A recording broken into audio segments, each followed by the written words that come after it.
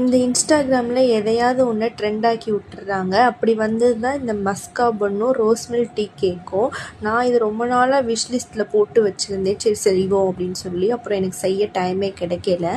Shop ஓனரே என்னை கூப்பிட்டுமா இது மாதிரிலாம் ட்ரெண்டாக இருக்குது, இது நீ செய்வியா அப்படின்னு சொல்லி கேட்டாங்க. ஓ செய்வேனே அப்படின்னு சொல்லி நானும் சாம்பிள் பீஸ் செஞ்சேன்.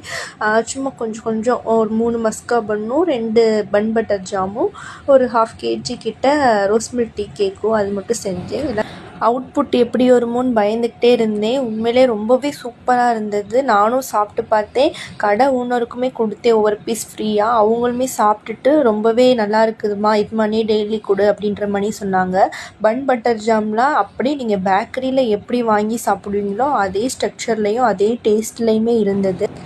பன் மஸ்கா வேறு ஒன்றும் இல்லை, பட்டரும் கண்டென்ஸ் மில்க்கையும் சேர்த்து பீட் பண்ணிவிட்டு நம்ம பன்னுக்கு இடையில வச்சு ஸ்டஃப் பண்ணி சாப்பிட்டோம் அப்படின்னா அவ்வளோ ஒரு டேஸ்ட்டாக இருந்தது. நான் ஃபஸ்ட் டைம் நான் செஞ்சு தான் சாப்பிட்டேன், இதுக்கு முன்னாடி நான் சாப்பிட்டதே கிடையாது.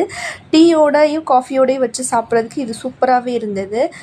பேக்கிங்குமே நீட்டாக பண்ணி கொடுத்துட்டேன். பன் ஐட்டம்லாம் செஞ்சு டெலிவரி பண்ணி முடிச்சுட்டு தான் அதுக்கப்புறம் ரோஸ் மில்க் டீ கேக் செஞ்சேன். அது வேறு ஒன்றும் இல்லை, நம்ம டீ கேக் எப்போயும் செய்வோம்ல அதுலேயே நம்ம மில்கோட ரோஸ் மில்க் எசன்ஸ் ஆட் பண்ணி நம்ம மிக்ஸ் பண்ணி எடுத்தோம் அப்படின்னா நல்லா பிங்கிஷாக வரும். டேஸ்ட்டுமே ரோஸ் மில்க் ஃப்ளேவர் அந்த டேஸ்ட்டு தான் இருந்தது. டிஃப்ரெண்ட்டாக இதுவுமே சூப்பராக இருந்தது. செஞ்சு சாம்பிள் பீஸ் எல்லா கடைக்கும் கொடுத்துட்டேன். இது மாதிரி உங்களுக்கும் வேணும் அப்படின்னா இன்ஸ்டாகிராமில் டிஎம் பண்ணுங்கள்.